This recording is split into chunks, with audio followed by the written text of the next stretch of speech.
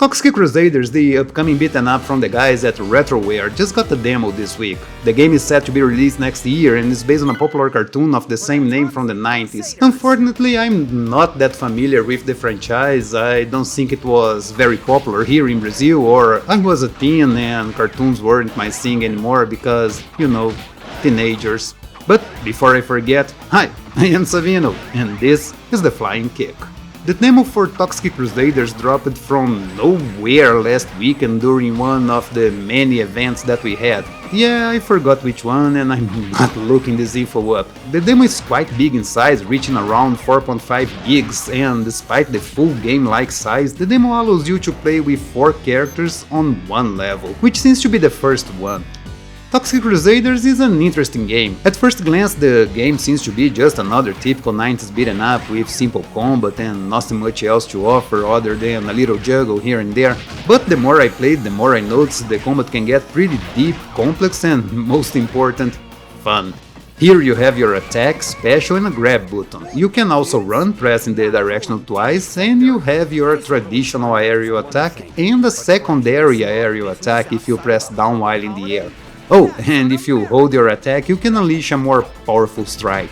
All characters have the same attacks, what changes between them is their stats, but unfortunately, the demo doesn't show any stats for your character, so you will have to guess what type the character they are by the looks or playing with them, or by watching this video. Here you can play with Toxi, the all-around guy that probably has his stats all on medium, Major Disaster, I love this name, which is your wrestler/tank type, pretty slow and strong, Junkyard, which is about to become my main thanks to his speed and strength being very well suited to my style, and Yvonne, the quick and weak girl. Her main advantage here is how her special covers a wider region than the others and has a longer duration. There are other 3 characters that you can't play with, like No Zone, Headbanger and Mrs. Junko, and I'm really curious to see how these other 3 characters will play. But how the combat plays out? Well, I'm glad you asked because you are in for a blast. The controls are very precise and responsive, and playing it with arcade stick is very good. While the game can look simple at first, you will soon find out that you can do a lot of stuff here. Running attack will throw your enemy up in the air, and from there you can juggle them at will, repeating the running attack indefinitely. You can jump and perform aerial attacks, throwing them at the corner of the screen, and you can grab them on the floor and throw them, or even jump and then throw the enemy on the floor for that extra damage.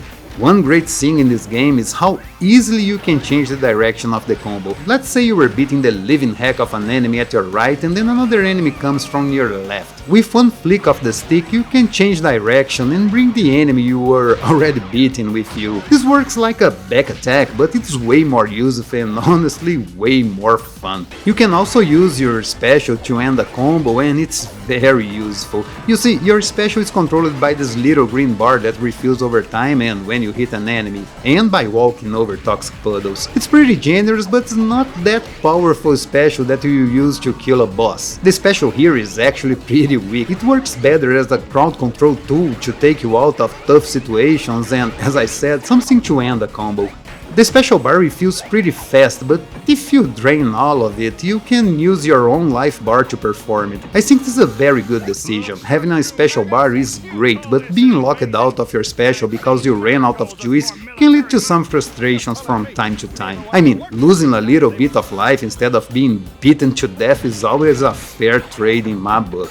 Sure, the game isn't without its problems. The throw mechanic, while awesome, especially because you can throw your enemies when jumping, have a small glitch, at least I hope it is a glitch, that makes your enemy or object stop in the air before continuing their trajectory. Also, the hitbox when throwing things feels a little off. It's hard to convey in words, but most of the time it seems to hit fewer enemies than it should. The AI also needs some tweaking here and there. More than once I saw enemies stuck behind the object or just walking up and down without getting near me. But a source of mine guarantees that we are playing a fairly old build and the current one is already improved in a lot of ways. The game looks very promising. Visually there's nothing to complain about here, although I already saw some people saying they are copying Shredder's Revenge and come on guys.